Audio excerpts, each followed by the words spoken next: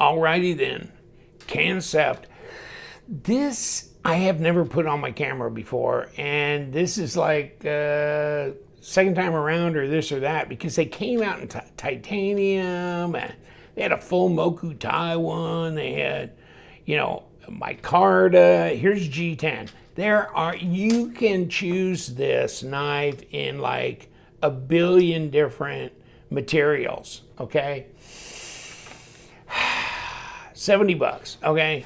So with LTK as your discount code, that's $7 off, because it's 10% off on White Mountain knives, okay? And they don't charge shipping or tax for the current time, okay? So $63 all in, okay? But I was like, this one guy was talking about this, and here it is. So it's really technically under a 3-inch blade, okay? And there are some people that are just like, why do they go to a full 3 inches? I want it just under 3 because of local regulations or something. I don't know. Or they just like the smaller blade. Okay, so this might be for you. And there was a guy well, let me show you this, loves this knife. I mean, I can't remember where I was watching his comments, but he was just like all over, like, I really love it. I carry it. I use it all the time. See, there's that damn full Damascus one, of course, $350. It's like, what? And then S35, and then this is the 154 CM, right, in micarta, but different, like G10, this. And this is page 1. Here's page 2, man. Check this out. Oh, this was an open box return. Hey, look for those on White Mountain here and there. Those are kind of interesting. Yeah, so I got orange. It's optical. It's insane. Okay, enough of that. Now, come here, Mr. P, piece of paper. Oh. Okay, it's sharp out of the box. 154 CM, $70, after discount 63. Okay. Got this kind of faux looking bolster, at least on the G10 one, you know. So that's interesting. And I was going, okay, so is this like just crazy, great, wonderful design? I don't know. It didn't really hit me as like a slam dunk, home run type thing right off the bat.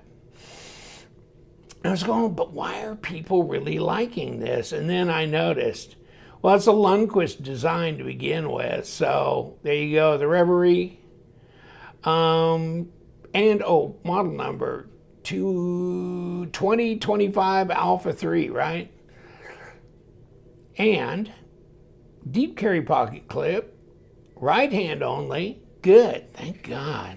Those left-handed people, I don't trust them. And 25% lockup. You got jimping here.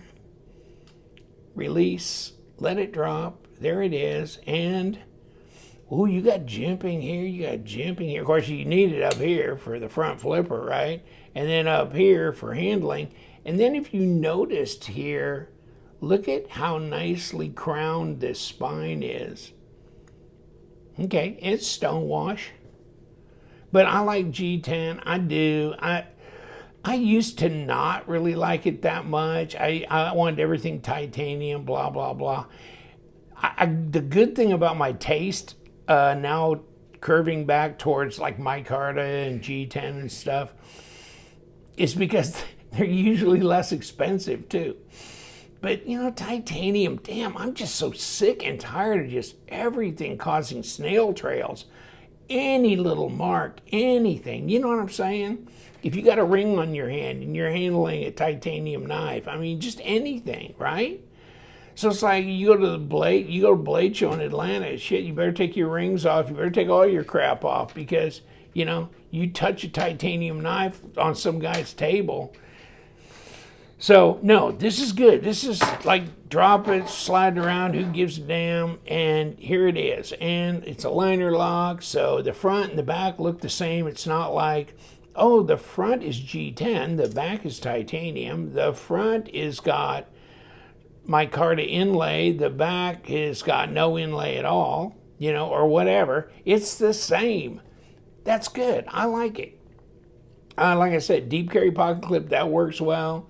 This locks up. Not much of a pass-through, but just enough, to be able to disengage the liner. And there it drops, right? Now, I haven't fooled with the pivot or tension or anything, so this is what I'm getting out of the box. Out of the pouch. The box is across the room or somewhere. I don't know. It's laying around. You get a box. But these are these little folding pouches and plastic sleeve inside. Bam. It's just long enough on that handle to fit my fingers. Just long enough. So, okay.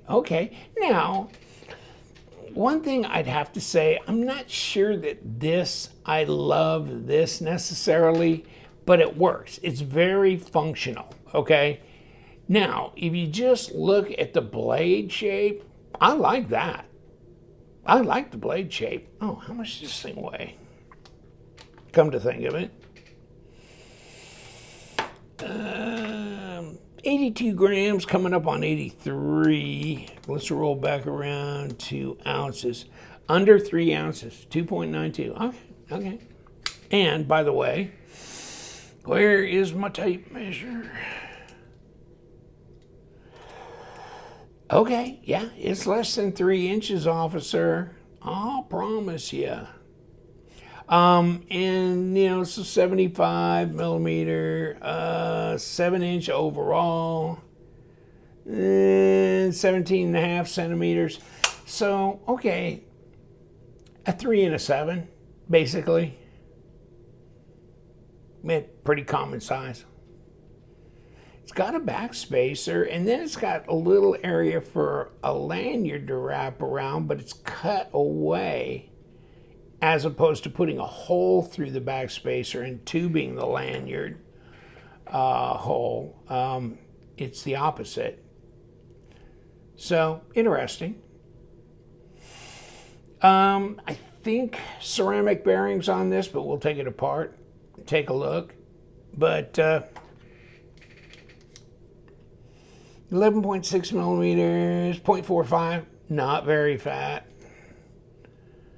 0.11, okay, 3 millimeter blade thickness, so yeah, not bad at all. But, I mean, okay, I can get this after a discount for $63 all in. That's about where a lot of the competition's running, so no. I mean, and 154, so as opposed to some of them in the 60s are at like 14C. And I think maybe 154, you're doing a little bit better than a 14C or a D2.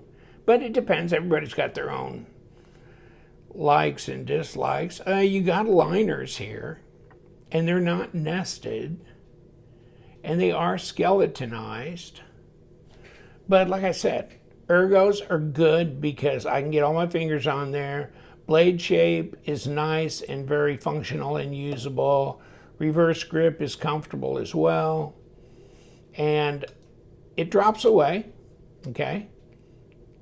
The only way I can open this dog is front flipper. And if you're not a front flipper guy, this is probably not your knife then. Because that's all. There's no thumb studs or cutaways or anything, so that's it. But it seems relatively easy to flick this open, even though that is really, really understated, isn't it? But it's jimped aggressively enough. And the detent is not so intense that it's going to play hell trying to get it open. So, okay. I mean, I can do it. If I can do it, there's hope for you too, my friend. Believe me. Not like I'm the king of front flippers. So, and not necessarily do I run to a knife because it's a front flipper, because I don't. But I don't mind them. They're okay. And kind of the design flow benefits because you don't have a big old flipper tab sitting up here, So it's really more attractive aesthetically, especially with this being so muted. But you can still kick it open. So, okay. And what are we going to do here? I don't know. Shoot. I don't know if this is going to come open from the front or the back or neither. And I might need a little help from my knife buddy. Okay.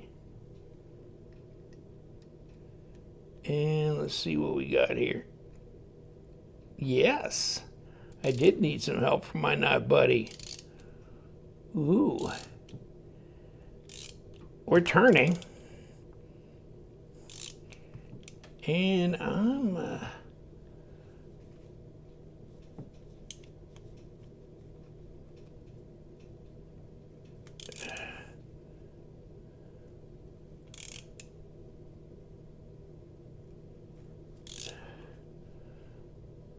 This has got to get better here pretty soon.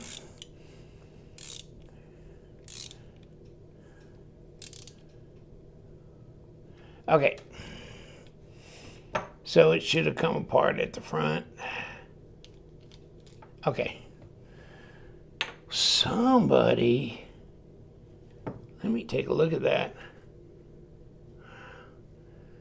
I'll tell you what, it felt like somebody put half a ton of thread locker in there, but they didn't.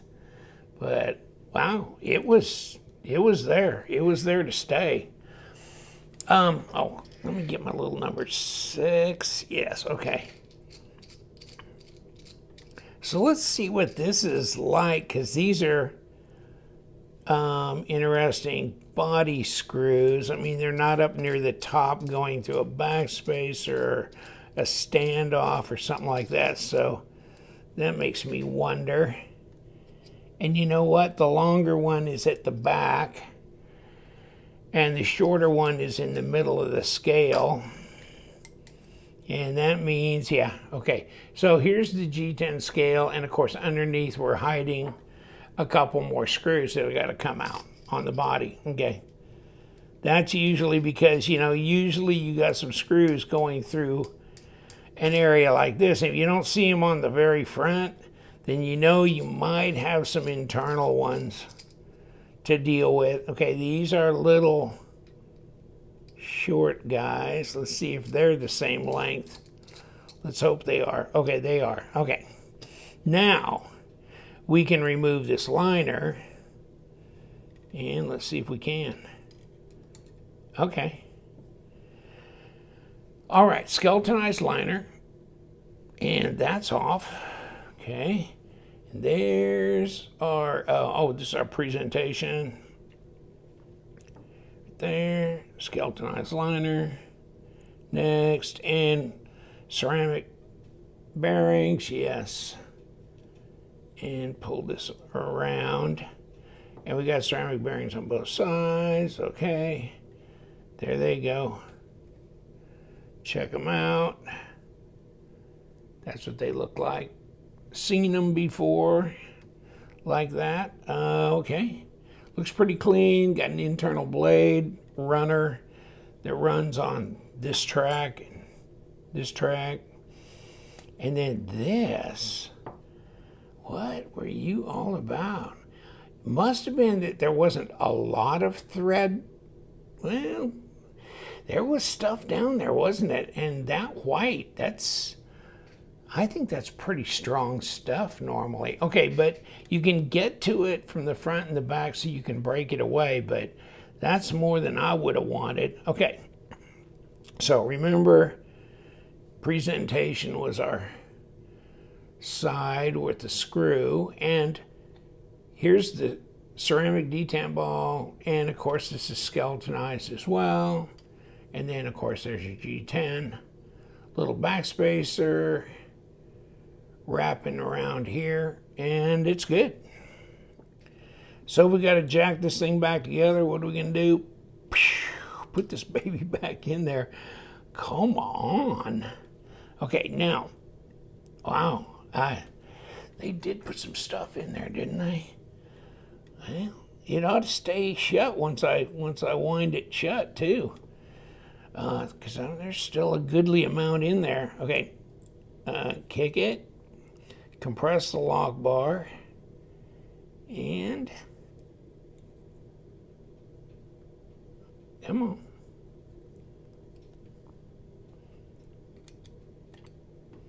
Okay, we're there, and I just didn't think I was.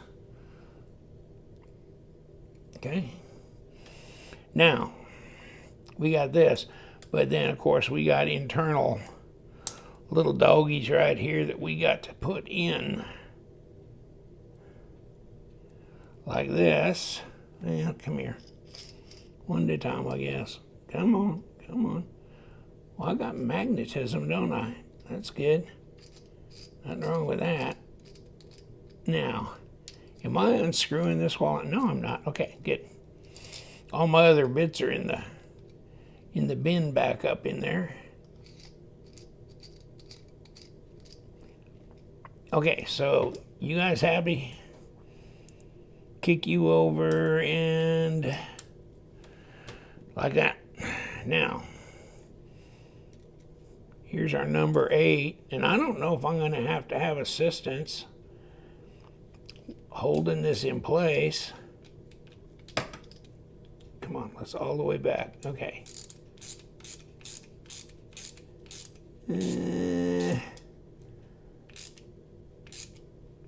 Yeah, I don't think I can hold it with my finger. So I'm going to do this because I still got thread locker in there. I don't know. Well, you know what? I don't need that much.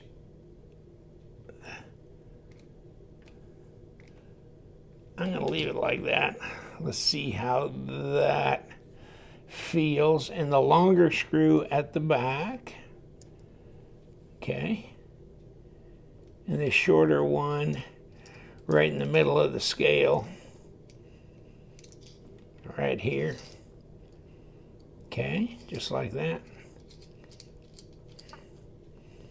Okay. What do you think? It's centered. Okay. Did I screw it down too hard? No, it's okay. Now, do I have any play on it? Nope. And it's centered, and it drops. Okay, good. Back with the Reverie, and we got it done, and it has a nice little drop to it. Interesting little budget knife, and of course, Lundquist design.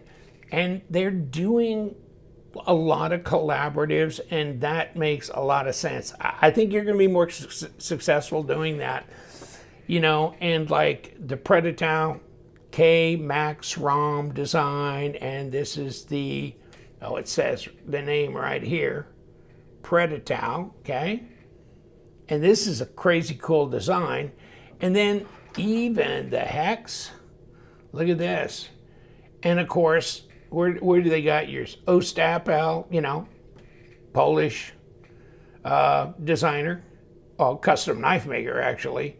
But so this little dog with, you know, neck knife, that's cool too. So they're doing a lot of different collaboratives with a lot of different people.